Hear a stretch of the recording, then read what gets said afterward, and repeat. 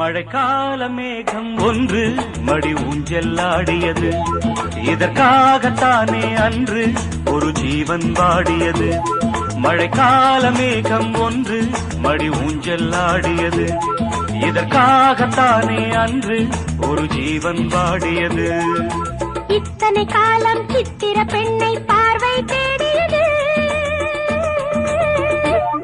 ஒரு பாடல் பாடியது, அதில் ஊடல் கூடி